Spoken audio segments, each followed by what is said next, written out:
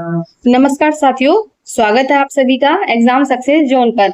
आज की क्लास थोड़ी खास है क्योंकि आज की क्लास में हम संस्कृत की पेडागोजी कराने जा रहे हैं और आज की क्लास में हम संस्कृत पढ़ने नहीं, संस्कृत पढ़ाने की कला समझने वाले हैं। शायद आपने संस्कृत की बहुत सारी क्लास देखी होंगी जिसमें व्याकरण, संधि, श्लोक, समास पढ़ाए जाते हैं, लेकिन आज हम उस संस्कृत की बात करेंगे जो सीटेट में आपके नंबर बढ़ाएगी। तो आप सीटेट 2026 की तैयारी कर रहे हैं तो आज की क्लास जो है उसको जरूर देखिए। आज की क्लास में संस्कृत पेडागोजी के 30 महत्वपूर्ण प्रश्न हल करवाए जाएंगे जो हर बार आपके संस्कृत पेडागोजी के अंतर्गत पूछे जाते हैं। तो चलिए शुरू करते हैं हम आज की क्लास को। नंबर 1 है भाषाया अधिग्रहण समय कस्य महत्वम सर्वाधिकम भवति, यानी भाषा को ग्रहण करते समय सबसे ज्यादा महत्व किसका होता है। व्याकरण नियमानाम मातृभाषाया सहज प्रवाहस्य पाठ्य पुस्तकानाम शब्दकोशस्य। तो देखिए, किसी भी भाषा को ग्रहण करते समय सबसे ज्यादा तो महत्व होता है मातृभाषाया सहज प्रवाहस्य, यानी मातृभाषा को सहज तरीके से उसका प्रवाह किया जाए। ठीक है, तो भाषाया अधिग्रहण समय कस्य महत्वम सर्वाधिकम भवति, मातृभाषाया सहज प्रवाहस्य। ठीक है, तो है बहुभाषिकता कक्षायाम कस्य रूपेण उपयुज्यते, बाधा रूपेण, संसाधन रूपेण, समस्या रूपेण, दंड रूपेण। यानी इसका मतलब है यदि कोई बहुभाषिकता वाली कक्षा चल रही है तो उसको किस रूप में लेना चाहिए या किस रूप में समझना चाहिए। तो अगर बहुभाषिकता कक्षा हमारे विद्यालय में चल रही है तो उसको संसाधन रूपेण लेना चाहिए। ठीक है, उसको एक संसाधन के रूप में लेना चाहिए।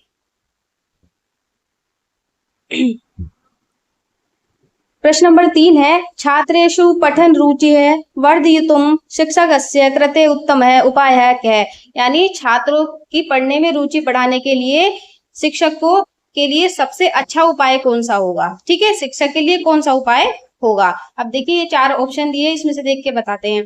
कठिन श्लोका नाम रटनम, केवलम पाठ्य पुस्तकस्य पठनम, विभिन्न प्रकार प्रकरणाम रोचक बाल साहित्यम, पठन अस्या वस्त्र प्रदानम, प्रतिदिनम लिखित परीक्षा। देखिए, छात्रों की पाठ में अगर हमको रुचि बढ़ानी है तो विभिन्न प्रकाराणाम रोचक बाल साहित्य पठन अस्या वस्त्र प्रदानम, यानी विभिन्न प्रकार के रोचक बाल साहित्य को बच्चों से पढ़वाएंगे क्लास में। ठीक है, ये छात्रों की पाठ में रुचि बढ़ाने के लिए, क्योंकि छात्रों को अगर छात्रों को हम क्लास में तरह तरह के बाल साहित्य बताते हैं तो इससे क्या होती है, छात्रों की पढ़ाई में जो है रुचि बढ़ती है। ठीक है, तो पढ़ने में रुचि बढ़ाने के लिए तरह तरह के बाल साहित्य को हम क्लास में पढ़वाएंगे। ठीक है। प्रश्न नंबर 4 है संज्ञानात्मक विकासस्य सिद्धांतेन सह कह विद्वान संबद्ध अस्ति, यानी जो संज्ञानात्मक विकास का सिद्धांत है उससे कौन से विद्वान जो है संबंधित है। पावलव, चोम्स्की, पियाजे, वाइगोस्की। तो देखिए, सभी को पता है जो संज्ञानात्मक विकास है उससे संबंधित है पियाजे। हम थोड़ा इसकी लैंग्वेज को समझेंगे। देखिए, हमको ये नहीं है कि इसको डिफिकल्ट नहीं है, हमको थोड़ी जो कुछ वर्ड्स है उनको ध्यान रखना। जैसे संज्ञानात्मक विकास आ गया, अब जैसे इसमें संज्ञानात्मक विकास आ गया और पेडागोजी आपने सभी ने पढ़ी है तो संज्ञानात्मक विकास से आप समझ लीजिए और साथ में ऑप्शन से थोड़ा समझने की कोशिश आप खुद से कीजिए। संज्ञानात्मक विकास हो गया, ऊपर से 4 मनोवैज्ञानिक दिए है तो समझ लीजिए इसमें पियाजे है, तो संज्ञानात्मक विकास किससे संबंधित है, पियाजे से। तो आप आंसर टिक कर दीजिएगा। भाषा कौशलानाम सम्यक क्रम है कहा अस्ति, यानी जो भाषा के कौशल हैं उनका हमको सही क्रम बताना है। ठीक है, सम्यक, देखिए सम्यक का मतलब होता है सही, सम्यक का मतलब होता है सही। अगर सम्यक शब्द आ रहा है तो इसका मतलब है सही पूछा गया है। तो जो भाषा के 4 कौशल होते हैं हमको उनका सही जो क्रम बताना है। तो देखिए, सही क्रम होगा ऑप्शन नंबर बी, सही क्रम होगा ऑप्शन नंबर बी। ठीक है, होता है ना, जैसे शुभोपली बोलते हैं, एक ट्रिक कौन सी होती है भाषा के 4 कौशल के लिए, शुभोपली। अब देखिए, श्रवण का मतलब होता है सुनना, श्रवण मतलब सुनना। भाषण देना, अब देखिए कहते हैं ना किसी को तो भाषण दे रहा, भाषण कैसे दिया जाता है, बोलकर। तो श्रवण सुनना, भाषण बोलना, पठनम पढ़ना और लेखनम लिखना, ये भाषा के जो होते हैं कौशल का सही क्रम है। श्रवण सुनना, भाषणम बोलना, पठनम पढ़ना और लेखना लिखना। ठीक है, ये भाषा के 4 कौशलों का सही क्रम है। उपचारात्मक शिक्षणस्य मुख्य उद्देश्यम किम है? किम, देखिए जो उपचारात्मक शिक्षण होता है उसका मुख्य उद्देश्य क्या है? परीक्षायाम अधिकांगम प्राप्ति, छात्रेषु भयो उत्पत्ति, अधिगमगत त्रुटिकानां निवारणम कृत्वा सुधारः, गृह कार्य प्रदानम। तो उपचारात्मक शिक्षण का उद्देश्य क्या होता है? आप देखिए, आपको पता ही है कि उपचारात्मक शिक्षण का उद्देश्य क्या होता है, कि जैसे कि उपचारात्मक शिक्षण क्या होता है कि उपचार, इससे समझिए उपचार। अब डॉक्टर के पास जाते हैं, किसी बीमारी अगर कोई परेशानी है तो वो क्या करता है? उपचार करते हैं। तो ऐसी जो शिक्षण में उपचार का क्या मतलब होता है कि अगर आपको सीखने में कोई परेशानी आ रही है तो उसका क्या करा जाता है? निवारण किया जाता है। तो देखिए निवारण शब्द किसमें है?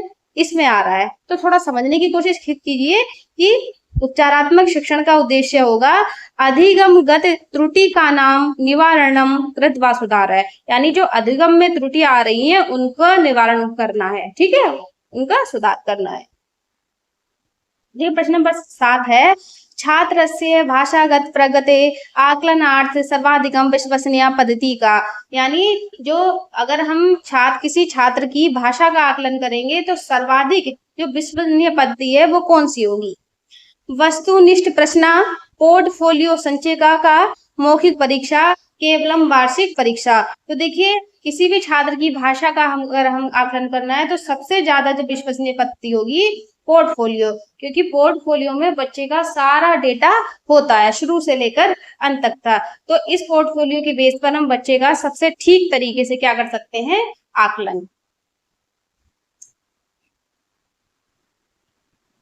व्याकरण शिक्षण से सर्वोत्तम है विधि कहा मन्यते, यानी व्याकरण शिक्षण की सबसे अच्छी जो विधि कौन सी मानी जाती है? ठीक है, सर्वोत्तम, सर्वोत्तम माने सबसे अच्छी विधि, कहा मतलब कौन सी, मन्यते मानी जाती है। सूत्र विधि, आगमन निगमन विधि, पुस्तक विधि, केवलम रटन विधि। तो देखिए अब देखिए आप खुद समझ लिए, व्याकरण में सूत्र आप रटवाएंगे नहीं। आगमन निगमन, देखिए सबसे सही विधि होती है आगमन निगमन, पुस्तक विधि नहीं होती। केवल हमें पुस्तकों को नहीं पढ़ाना है, केवल रटन विधि तो बिल्कुल हो ही नहीं सकती है। तो सबसे ज्यादा बेस्ट ऑप्शन, थोड़ा आप ये भी सोचिएगा कि बेस्ट ऑप्शन इसमें कौन सा दिख रहा है? पॉजिटिव, एकदम जो सबसे ज्यादा पॉजिटिव दिख रहा है तो कौन सा है? व्याकरण शिक्षण की सर्वोत्तम विधि मानी जाती है आगमन निगमन विधि।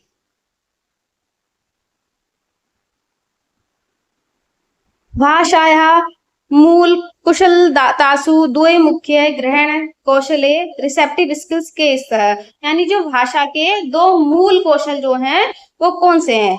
ठीक है, भाषा के मुख्य 2 मूल कौशल जो हैं कौन से हैं वो बताना है। तो देखिए किसी भी भाषा के जो मूल 2 कौशल होते हैं वो होते हैं श्रवणम पठनम चह, यानी सुनना और पढ़ना। ठीक है, शुरुआत कहाँ से होगी? सुनने से और पढ़ने से। तो किसी भी भाषा के, कोई भी भाषा है उसका जो मुख्य जो कौशल होते हैं, और बात एक चीज और ध्यान देना है, ग्रहण कौशल की बात चल रही है। कौन सी है? ग्रहण, जिसको हम ग्रहण करते हैं। तो ग्रहण कब होगा? सुनकर होगा, पढ़कर, यानी पहले हमने सुना, उसको ग्रहण किया, फिर हम क्या उसको हमने पढ़ना सीखा है, यानी हमने उसको ग्रहण किया है। तो किसी भी भाषा के तो मुख्य ग्रहण कौशल कौन से होते हैं? श्रवणम पठनम च, सुनना और पढ़ना।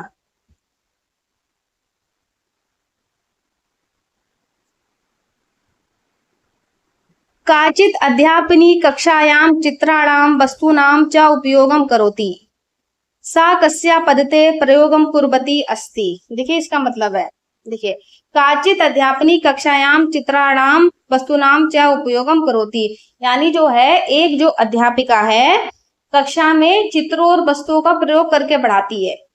यानी कोई टीचर है वो अपनी क्लास में चित्रों का, वस्तुओं का उपयोग करके पढ़ा रही है। सा कस्या पद्धते प्रयोगम कुर्वती अस्ति, वह कौन सी शिक्षण विधि का प्रयोग कर रही है, यानी वो ये बच्चों को अगर वो चित्रों से वस्तुओं का उपयोग करके पढ़ा रही है तो वह कौन सी पद्धति का उपयोग कर रही है? व्याकरण अनुवाद पद्धति, प्रत्यक्ष पद्धति, सूत्र पद्धति, रटन पद्धति। तो देखिए साफ साफ इसका आंसर लगा सकता है कोई भी, अगर कोई बच्चों को सामने से उनको वस्तुओं को दिखाकर उनका यूज कराकर अगर सिखाया जा रहा है तो वो कौन सी होगी? प्रत्यक्षपत्ति। प्रत्यक्ष मतलब जो चीजें सामने हैं उनको दिखाकर उनका प्रयोग करके सिखा रही है भाषा को, तो वो कौन सी पत्ति है? प्रत्यक्षपत्ति। ठीक है। छात्रेषु सृजनात्मकताया विकासाय का गतिविधि सम्यक्ति, यानी छात्रेषु सृजनात्मकताया विकासाय का गतिविधि सम्यक्ति, यानी छात्रों में सृजनात्मक का विकास करने के लिए कौन सी विधि जो होगी? सम्यक आया था ना, अभी सम्यक से बना सम्यक्ति, माने सही है। तो छात्रों में अगर हमको सृजनात्मकता का विकास करना है तो ये जो 4 गतिविधियां लिखी हैं इसमें से कौन सी जो गतिविधि होगी सही होगी? पाठस्य मौन पठनम, यानी पाठ को मौन के साथ पढ़ाना, बिल्कुल नहीं। कविताया भिन्न अंतस्य रचना अथवा कथाया परिवर्धनम, कठिन शब्दानाम लेखनम, व्याकरण नियमानाम स्मरणम। तो देखिए अगर हमको छात्रों में सृजनात्मक का विकास करना है तो ऑप्शन नंबर बी सबसे अच्छा होगा। कविताया भिन्न अंतस्य रचना अथवा कथाया परिवर्धनम, मतलब है कविताया भिन्न अंतस्य रचना, कविता का नया अंत बनाना, अथवा कथाया परिवर्तन, या कहानी को आगे बढ़ाना। इससे जो होगा बच्चों की कल्पना शक्ति और रचनात्मक बढ़ती है। मतलब जैसे आप जब बच्चों को कोई कविता सुनाते हैं या कहानी सुनाते हैं तो आप क्या है पूछते हैं कि अब आगे क्या होगा, अब आगे क्या होगा, तो इससे क्या बढ़े होगा बच्चों की, जो इससे बच्चे सोचते हैं फिर कल्पना करते हैं, तो इससे क्या होगा बच्चों की कल्पना शक्ति और रचनात्मक शक्ति बढ़ती है। तो सबसे best option option number B होगा।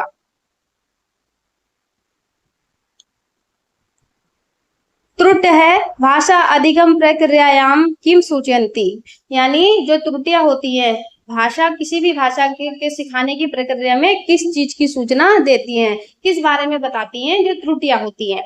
छात्रस्य मूर्खताम, शिक्षकस्य अस्य असफलताम, अधिगम प्रक्रियायाम स्वाभाविकम भागम, अनुशासनहीनताम। देखिए जो त्रुटियां होती है किसी भी भाषा के अगर हम अधिगम करा रहे हैं तो त्रुटियां बता जो होती हैं अधिगम प्रक्रिया स्वाभाविकम भागम, यानी जो त्रुटियां होती हैं वो अधिगम प्रक्रिया का एक स्वाभाविक यानी प्राकृतिक भाग होती हैं।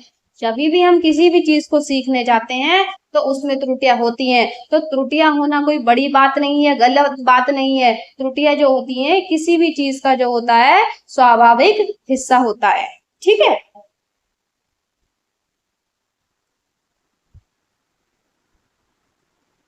गद्य शिक्षण से मुख्य उद्देश्य किम भवती, देखिए गद्य शिक्षक का जो है गद्य शिक्षण जो गद्य शिक्षण होती है, गद्य शिक्षण मतलब जो कहानियां होती हैं, निबंध होते हैं, उपन्यास होते हैं, इनके शिक्षण का मुख्य उद्देश्य क्या होता है? शब्दकोशस्य ज्ञानम, पठन द्वारा अर्थ ग्रहणम, केवलम उच्चारण शुद्धि, व्याकरण नियम ज्ञानम। देखिए जो गद्य शिक्षण का मुख्य उद्देश्य होता है कि पढ़न की अर्थ ग्रहण के साथ पढ़ा जाए, कि जब हम किसी भी गद्य को पढ़ रहे हैं तो उसको पठन के द्वारा उसका अर्थ भी ग्रहण किया जाए। ठीक है।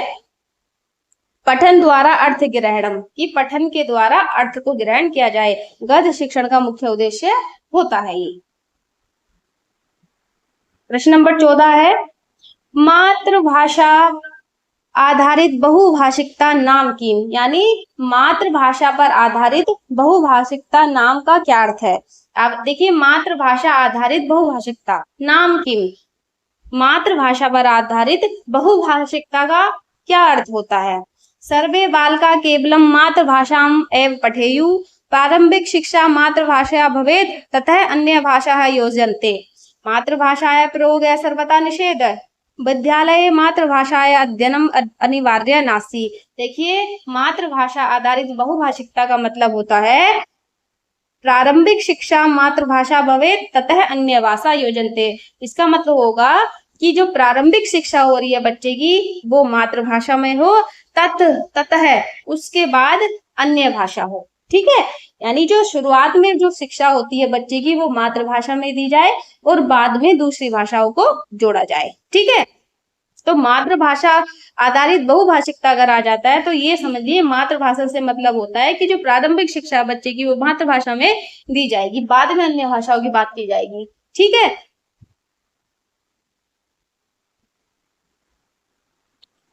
मौखिक भाषण कौशलस्य वृद्धये कस्य महत्वम सर्वाधिकम अस्ति।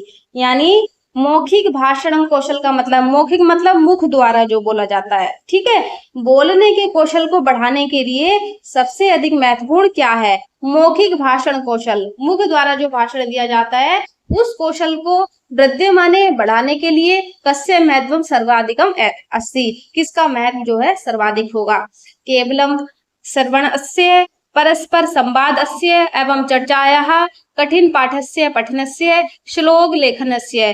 देखिए किसी भी भाषा को हो या देखिए बोलने का कौशल अगर आप में बढ़ाना है, विकसित करना है तो उसके लिए होगा परस्पर संवादस्य एवं चर्चाया, यानी आपस में जो है बात कराई जाए, चर्चा कराने के ज्यादा से ज्यादा अवसर दिए जाए। इससे क्या होता है? बोलने का कौशल बेहतर होगा। अगर आप अपनी क्लास में बच्चों का जो मौखिक भाषण कौशल है, यानी जो बोलने के कौशल को आप विकसित करना चाहते हैं, तो बच्चों को ज्यादा से मौका दिया जाए, चर्चा करने के अवसर दिए जाए, आपस में बातचीत करे जाए। इससे उनका क्या होगा? बोलने का कौशल बेहतर होगा। परस्पर मतलब आपस में, संवाद अस्य मतलब बातचीत, चर्चाएं माने चर्चा की जाए, ठीक है। केवलम श्रवणस्य, केवल सुनकर बिल्कुल नहीं। कठिन पाठस्य पठन यानी कठिन पाठों को पढ़ाकर नहीं। श्लोक लेखनस्य, श्लोक को लिखवाकर नहीं होगा। तो सीधा सीधा ये हमारा बेस्ट ऑप्शन है, ठीक है। भाषा कक्षाया स्कैफोल्डिंग इतस्य तात्पर्यम किम। अब देखिए इसमें शब्द आया है स्कैफोल्डिंग, क्या आया? स्कैफोल्डिंग। अब स्कैफोल्डिंग से तो आप देखकर समझ ही जाएंगे स्कैफोल्डिंग क्या होता है, ठीक है। संस्कृत में है वो बात अलग है कि दूसरी भाषा में, लेकिन स्कैफोल्डिंग अगर आपको पता है तो आप थोड़ा थोड़ा खुद समझ जाएंगे। देखिए स्कैफोल्डिंग पहला ऑप्शन है छात्र अस्य स्थायी सहायता, आवश्यकतानुसारम अल्पकालिकी मार्गदर्शन रूपिणी सहायता, कठिन प्रश्नानाम निष्कासनम, दंड प्रदानम। अब देखिए इसमें बात की जाए स्थायी सहायता, स्कैफोल्डिंग स्थायी नहीं होती है, यानी स्कैफोल्डिंग का मतलब होता है आवश्यकता अनुसारम अल्पकालिकी मार्गदर्शन रूपिणी सहायता, की आवश्यकता के अनुसार थोड़े समय के लिए मार्गदर्शन के रूप में सहायता दी जाए। यानी बच्चे को अगर किसी चीज में परेशानी हो रही है तो बच्चे को आवश्यकता के अनुसार सहायता दी जाए, उसका मार्गदर्शन किया जाए, ठीक है। तो स्कैफोल्डिंग का मतलब यही होता है। और इतना हिंदी संस्कृत तो किसी की भी कमजोर नहीं है जो ऑप्शन को देखकर ना समझ सके।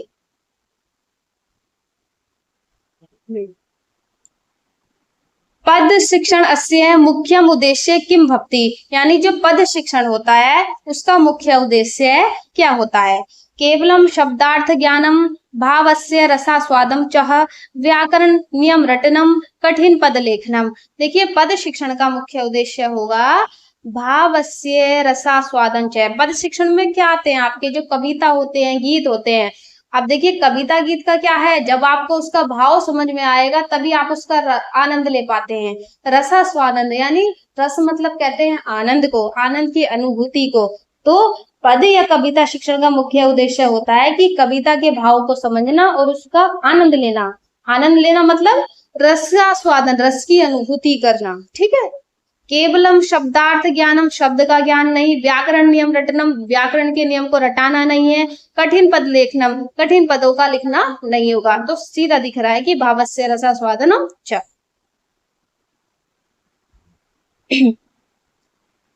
प्रश्न नंबर 18 है छात्रेषु पठन दोषस्य कृते कः शब्दः प्रयुज्यते। यानी पठन दोष, अगर किसी भी छात्र में पठन दोष है उसके लिए कौन सा शब्द प्रयोग होता है? अब देखिए इसमें इंग्लिश में भी लिखा है रीडिंग डिसऑर्डर, और पठन का मतलब पढ़ाई से है, यानी पढ़ने से संबंधित दोष क्या होता है? Dysgraphia, dyslexia, dyscalculia, aphasia. तो देखिए सभी को पता है पठन दोषस्य यानी पढ़ने से संबंधित जो दोष होता है वो होता है डिसलेक्सिया। और देखिए जैसे कुछ वहां पर एग्जाम में कोई हार्ड वर्ड वगैरह आता है ना, तो उसके साथ में इंग्लिश भी लिखी आती है, थोड़ा घबराने की जरूरत नहीं है आपको, ठीक है। सततम व्यापकम मूल्यांकनम सीसीई इत्य अस्मिन सततम पदस्य अर्थ क्या है? यानी सतत व्यापक मूल्यांकन में सततम का जो पद है ये, इसका क्या अर्थ होता है? वर्षांते परीक्षा, शिक्षण प्रक्रियायां समय निरंतरम परीक्षण एवं आकलनम, प्रतिदिनम लिखित गृह कार्यम दंड व्यवस्था। या सतत का, देखिए सतत का मतलब वैसे भी जानते हैं, सतत का मतलब जो लगातार है, कंटिन्यू चलता रहता है।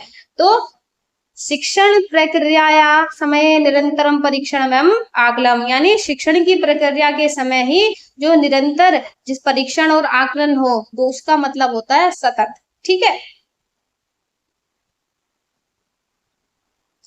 यदि क्वेश्चन छात्र है स्वयं मातृभाषाया प्रभावम लक्ष्य भाषायाम दर्शयति तहिर शिक्षकस्य दृष्टया किम उचितम। इसका मतलब है यदि कोई छात्र, यदि यदि क्वेश्चन है छात्र स्वयं मातृभाषाया प्रभावम लक्ष्य भाषायाम दर्शयति, यदि कोई छात्र अपनी मातृभाषा का प्रभाव लक्ष्य भाषा जो होती है, लक्ष्य भाषा का मतलब है जो सीखे जाने वाली भाषा पर दिखाता है, तहिर शिक्षक दृष्टा किम उचितम, तो शिक्षक की दृष्टि में क्या उचित है। यानी अगर कोई छात्र अपनी जो मातृभाषा है, यानी जो उसकी मातृभाषा है, अब वो किसी दूसरी भाषा को सीख रहा है, अगर उस पर उसका प्रभाव दिख रहा है, तो ऐसी स्थिति में जो है शिक्षक की दृष्टि में क्या उचित होगा। तस्य दंडनम करणीयम तत् स्वाभाविकी प्रक्रिया इति मत्वा मार्ग प्रदर्शनम करणीयम तस्य उपहास्य करनी है कक्षाया वही निष्कासनम। देखिए अगर ऐसा होता है कक्षा में, तो देखिए ये जो है होती है एक स्वाभाविक प्रक्रिया होती है कि जैसे कि आप ना जो मातृभाषा आप सीख चल रही थी, आपकी मातृभाषा, यानी अभी तक आप अपनी मातृभाषा का प्रयोग कर रहे थे, अब आप विद्यालय में आ रहे हैं, तो विद्यालय में आप दूसरी भाषा सीख रहे हैं, कोई अन्य जो भाषा होती है लक्ष्य भाषा। अब देखिए ऑब्वियसली यानी ये एक स्वाभाविक होगा कि कुछ ना कुछ चीजें वो है आप उसी भाषा की बोलेंगे। ठीक है। तो इसमें जो कोई बड़ी बात नहीं होगी। तो नई भाषा सीखते समय मातृभाषा का प्रभाव पड़ना जो होगा एक स्वाभाविक क्रिया है। शिक्षक को जो है तद स्वाभाविकी प्रक्रिया इति मत्वा मार्ग प्रदर्शनम करणीयम, यानी शिक्षक को इसे त्रुटि मानकर दंडित करने के बजाय बच्चे का उचित मार्गदर्शन करना चाहिए। ठीक है। इसमें बच्चे को दंड नहीं देना है, ना डांटना है। तस्य उपहासम करनी है, उसकी उपहास माने हंसी भी नहीं उड़ानी है। कक्षाया वही निष्कासनम, क्लास से बाहर भी नहीं करना है। बच्चे को क्या करना है ये समझना चाहिए, ये जो है स्वाभाविक क्रिया है, उसको उचित मार्गदर्शन देना चाहिए। ठीक है। देखिए भाषा अधिगमस्य कृते किम सर्वाधिकम आवश्यकम, किसी भी भाषा का आपको अधिगम कर रहे हैं तो सबसे सर्वाधिक यानी सर्वाधिक जो आवश्यक क्या होगा, सबसे ज्यादा क्या आवश्यक होता है भाषा का अधिगम करते समय। पुस्तक अस्य रटनम अर्थपूर्ण संदर्भेषु भाषाया प्रयोग है केवलम व्याकरण नियमानाम सिद्धि कठिन शब्दानाम कंठस्थीकरणम। देखिए किसी भी भाषा का अधिगम करते समय सर्वाधिक जो आवश्यक होगा अर्थपूर्ण संदर्भेषु भाषाए प्रयोग है, यानी भाषा को सीखने का सबसे अच्छा जो तरीका है भाषा को रटने के बजाय क्या करना है, जो अर्थपूर्ण संदर्भ कौन से होंगे, जो आपके व्यवहारिक जीवन की परिस्थितियों से जुड़े होंगे। अर्थपूर्ण संदर्भ में भाषा का प्रयोग करते हैं तब भाषा सबसे अधिक प्रभावी होती है। यानी अगर बच्चों को आप भाषा पढ़ा रहे हैं तो उनके सामने आप एग्जाम्पल भी ऐसे लेंगे जो उनके व्यवहारिक जीवन की परिस्थितियों से संबंधित होंगे। तो सबसे ज्यादा सर्वाधिक आवश्यक यही होगा भाषा के अधिगम में, अर्थपूर्ण संदर्भेषु भाषाया प्रयोग, अर्थपूर्ण संदर्भ का भाषा में प्रयोग किया जाए। प्रश्न नंबर 22 है कस्यापि पाठस्य पठन समये पूर्वानुमानस्य का भूमिका अस्ति। देखिए शब्द आया है ना पूर्वानुमानस्य। अब पूर्वानुमानस्य मतलब पूर्वानुमान, यानी कि कस्यापि पाठस्य पठन समय, किसी पाठ को पढ़ाते समय पूर्वानुमानस्य का भूमिका अस्ति, पूर्वानुमान की क्या भूमिका होती है। ठीक है। छात्रस्य पूर्व ज्ञानस्य सक्रियकरणम पठनस्य गतिरोध है समय नष्ट है वर्तनी शुद्धि है, यानी पाठ को देखिए पढ़ाते समय पूर्व जो अनुमान होता है उसकी क्या भूमिका होती है। देखिए पूर्व अनुमान का मतलब है यानी जो बच्चा पहले से सीखा हुआ, यानी बच्चे को पहला ज्ञान है अगर वो उसको लेकर आ रहा है, तो हम सबसे पहले जब क्लास में जाते हैं तो बच्चे का जो पूर्व अनुमान होता है, पता है ना, पूर्व प्रस्तावना कौशल से जुड़ा हुआ है। सबसे पहले जो बच्चे का पूर्व ज्ञान है हम उसको जांचेंगे। अब उसको जांचे क्यों जांचते हैं, ताकि छात्रस्य पूर्व ज्ञानस्य सक्रियकरणम, ताकि जो है पढ़ाते समय अनुमान लगाने से जो है छात्र का पूर्वानुमान, अपना अनुमान लगाने से छात्र का जो पूर्व ज्ञान होता है वो सक्रिय हो जाता है और वह पाठ से बेहतर जुड़ पाता है। अगर जो पहले से बच्चे को ज्ञान है उसका हम अनुमान लगा के बच्चे को नया ज्ञान सिखाते हैं तो उसको जो सीखना होता है उससे बेहतर होता है। ठीक है, तो छात्रस्य पूर्व ज्ञानस्य सक्रियकरणम, छात्र का जो पूर्व ज्ञान होता है उसको सक्रिय करने के लिए पूर्वानुमानस्य की भूमिका होती है। प्रश्न नंबर 23 है, संप्रेषणात्मक उपागमस्य मुख्य बलम कस्मिन् भवति, यानी जो संप्रेषण उपागम होता है, संप्रेषण उपागम का मुख्य बल किस पर होता है? मुख्य बलम कस्मिन् भवति, मुख्य जो बल होता है कस्मिन् मतलब किस पर होता है? व्याकरण नियमानां शुद्धतायां, अर्थपूर्ण संभाषणे तथा भाषाया सामाजिक प्रयोगायाम, कठिन लेखने, केवलम शब्दों उच्चारणे। देखिए जो संप्रेषण उपागम होता है, संप्रेषण मतलब आपस में बातचीत करना, ठीक है, समाज में जो है घुलना मिलना, आपस में बातचीत करना। तो देखिए संप्रेषण उपागम का जो मुख्य बल होगा वो होता है अधिक अर्थपूर्ण संभाषणे तथा भाषाया सामाजिक प्रयोगाम, यानी भाषा के सामाजिक उपयोग और अर्थपूर्ण बातचीत या संवाद पर बल देता है। संप्रेषण उपागम किस पर देता है? कि भाषा का सामाजिक प्रयोग हो और अर्थपूर्ण बातचीत हो, ये सबसे ज्यादा जो है बल संप्रेषण उपागम इसी पर देता है। प्रश्न नंबर 24 है, दृश्य श्रव्यो उपकरणानां प्रयोगः भाषा कौशले कस्य विकासम करोति, यानी जो दृश्य श्रव्य उपकरण होते हैं भाषा के कौशल में कस्य विकासम, वो किसका विकास करते हैं? अगर हम अपनी कक्षा में दृश्य श्रव्य साधनों का उपकरणों का प्रयोग करते हैं तो वे भाषा के कौन से कौशल का जो है विकास करते हैं? भाषा कौशल कस्य विकास करोति, कैसे विकास करते हैं? केवलम पठनस्य, श्रवणस्य, दृश्य बोधस्य च, केवलम लेखनस्य, अनुशासनस्य। तो देखिए जो दृश्य श्रव्य, दृश्य मतलब देखना और श्रव्य मतलब सुनना, तो ये किस कौशल कैसे विकास करेंगे? किसका विकास होगा? श्रवणस्य सुनना, दृश्य बोधस्य यानी सुनना, देखकर बोध करना, ठीक है, ये क्या करेंगे? इसका विकास करेंगे। प्रश्न नंबर 25 है, काचन अध्यापिका छात्रान् युगलेषु अथवा समूहेषु विभज्य कार्य करियति, एषा क्या पद्धति अस्ति। अब देखिए, अब इस प्रश्न में थोड़े से आप जो है वर्ड याद कर लीजिए। अब जिसमें बात हो रही है समूह की, किसकी बात हो रही है? समूह की बात हो रही है। युगल की, युगल भी किसको कहते हैं? जोड़ों को, यानी जोड़े में समूह मतलब बहुत सारे मिलकर। काचन अध्यापिका छात्रान् युगलेषु अथवा समूहेषु विभज्य कार्य करियति, एषा का पद्धति अस्ति। क्या मतलब है इसका?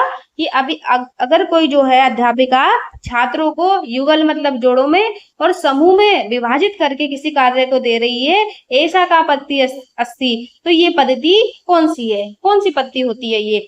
शिक्षक केंद्रित शिक्षणम, सहयोगात्मकम अधिगमम, व्यक्तिगत शिक्षणम, यांत्रिक शिक्षणम। तो देखिए ये तो आपको पता होगा कि समूह में या जोड़ों में अगर छात्रों को विभाजित करके कोई कार्य दिया जाए तो वो कौन सा अधिगम होता है?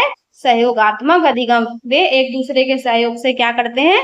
अधिगम करते हैं। ठीक है, आपको कुछ वर्ड से याद रखने हैं, ठीक है, कुछ शब्दों को ध्यान रखना है और शब्दों को देखकर आपको पहचान जाना है कि क्या बात हो रही है, क्योंकि जो पेडागोजी तो आप लोग पढ़े हुए हैं, पर थोड़ा सा यह बात संस्कृत के शब्दों की तो हो रही है, बाकी तो आप जानते ही हैं।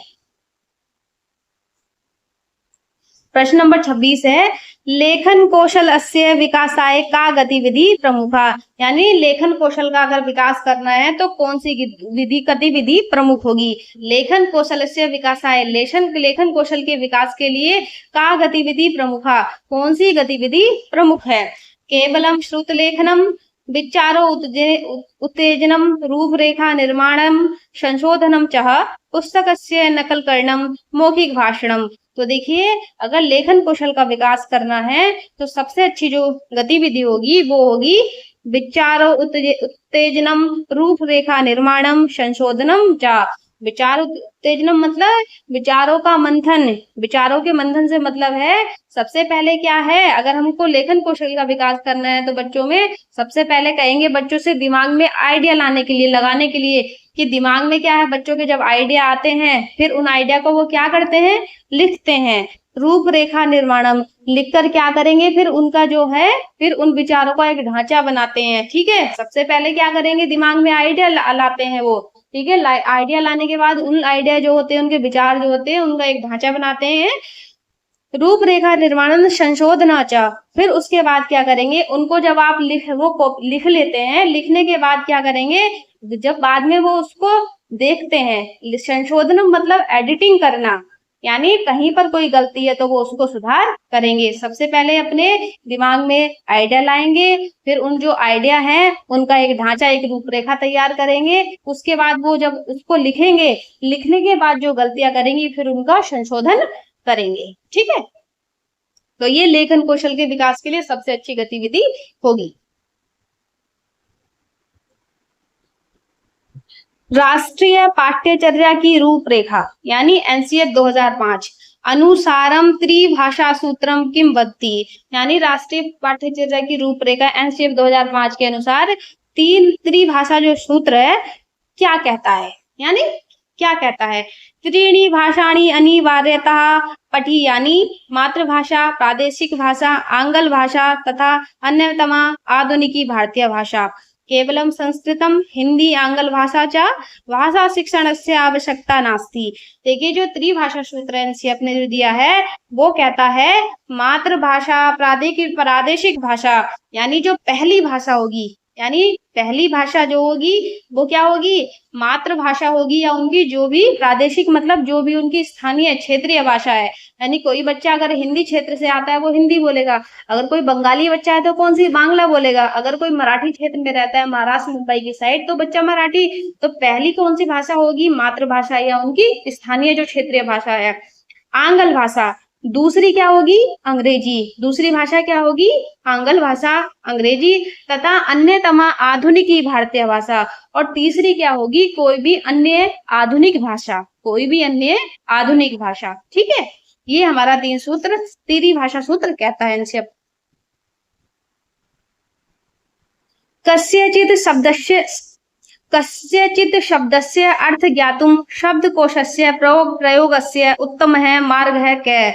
इसका मतलब है, देखिए कस्यचित् शब्दस्य अर्थ ज्ञातुम शब्दकोशस्य प्रयोगस्य उत्तमः मार्ग कहा। देखिए यानी किसी भी शब्द का अर्थ जानने के लिए, शब्द से अर्थ ज्ञातुम, किसी शब्द का अर्थ जानने के लिए शब्दकोशस्य यानी जो शब्दकोश है, प्रयोगस्य उत्तमः मार्ग के प्रयोग का सबसे अच्छा मार्ग मतलब तरीका क्या है। किसी शब्द का अर्थ जानने के लिए शब्दकोश के प्रयोग का सबसे अच्छा तरीका क्या है। देखिए शब्दकोश किसे कहते हैं, शब्दकोश कहते हैं डिक्शनरी, इसको कहते हैं जो डिक्शनरी होती है उसको कहते हैं शब्दकोश। तो देखिए डिक्शनरी में अगर हम किसी शब्द को अगर हम जानना है, किसी शब्द का अर्थ जानना है तो उसका प्रयोग करने का उसका प्रयोग करने का सबसे अच्छा तरीका क्या है। प्रत्येकम शब्दस्य रटनम संदर्भात् शब्दार्थस्य अनुमानं कृत्वा शब्दकोशे पुष्टिः शब्दकोशस्य प्रथम पृष्ठात् अंतिम पृष्ठात् पठित्वा ज्ञानम शब्दकोशस्य प्रयोगः एव न करणीय। तो देखिए अगर हमको डिक्शनरी में कोई भी शब्द देखना है तो सबसे अच्छा तरीका होता है संदर्भात् शब्दार्थस्य अनुमानं कृत्वा शब्दकोशे पुष्टि, माने सबसे पहले क्या करेंगे, वाक्य के संदर्भ से, यानी सबसे पहले जो हमको जैसे हमने कोई वाक्य पढ़ा है, अब हमको उसमें से किसी शब्द का अर्थ जानना है तो सबसे पहले हम क्या करेंगे, उस वाक्य के संदर्भ के अनुसार उस शब्द का अर्थ का अनुमान खुद से लगाएंगे। ठीक है, क्या करेंगे, अनुमान लगाएंगे। संदर्भ आ शब्द से अनुमानम कृत्वा, यानी खुद से अनुमान लगाएंगे। कृत्वा शब्दकोश से पुष्टि, उसके बाद क्या करेंगे, हम फिर शब्दकोश में देखकर उसकी पुष्टि करेंगे कि ये जो हमारा अनुमान था ये सही है या नहीं। ठीक,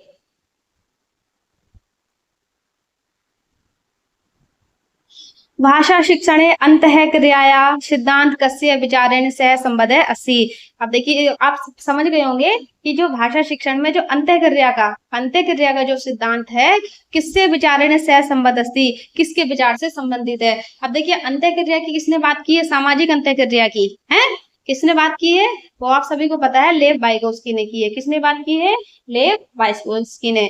तो भाषा शिक्षणे अंतःक्रियायां सिद्धान्तस्य लेव वाइगोत्स्की विचारेण सह संबद्ध अस्ति। ठीक है, अंतःक्रिया जो सिद्धांत है वो लेव वाइगोत्स्की के विचार से संबंधित है। देखिए ये लास्ट क्वेश्चन है हमारी क्लास का। मूल्यांकने निदानात्मक परीक्षणानां मुख्यम कार्यम किम अस्ति। यानी जो निदानात्मक परीक्षा, मूल्यांकन करते समय जो निदानात्मक परीक्षा होता है उसका मुख्य कार्य क्या होता है। छात्रेषु भय मुक्त पादयितुं छात्राणां शिक्षणे अधिगम समस्यानां तथा दुर्बलतानां कारणं ज्ञानम श्रेणीकरणाय दंड प्रदानाय। तो देखिए निदानात्मक परीक्षण जो करते हैं उसका मुख्य जो कार्य होता है वो होता है छात्राणाम शिक्षणे अधिगम समस्यानाम तथा दुर्बलतानाम कारणम ज्ञानम। यानी शिक्षण कार्य कराते समय अधिगम में जो भी समस्या होती हैं, ठीक है, उन समस्याओं के जो है या जिस भी फील्ड में जिस भी विषय में बच्चा दुर्बल है, कमजोर है, उसके कारणों का पता लगाना। कारणम ज्ञानम यानी कारणों को जानना, कारणों का पता लगाना कि छात्रों को शिक्षण में जो समस्या आ रही है सीखने में उनके कारणों का पता लगाना। ठीक है, तो हमारी क्लास यहीं पर समाप्त होती है। अगर आज की क्लास में आपको लगा है कि संस्कृत पेडागोजी मुश्किल नहीं है बल्कि समझने वाली चीज है, तो इस क्लास को अपने साथी तक जरूर पहुंचाइए जो CTET में जो है संस्कृत पेडागोजी की तैयारी कर रहे हैं। और अगर आपको हमारी क्लास पसंद आई है तो हमारी वीडियो को लाइक करें, हमारे चैनल को सब्सक्राइब करें और हम मिलते हैं अपनी अगली क्लास में फिर एक नए टॉपिक के साथ, नए विषय के साथ। तब तक के लिए जय हिंद, आप सभी को शुभकामनाएं।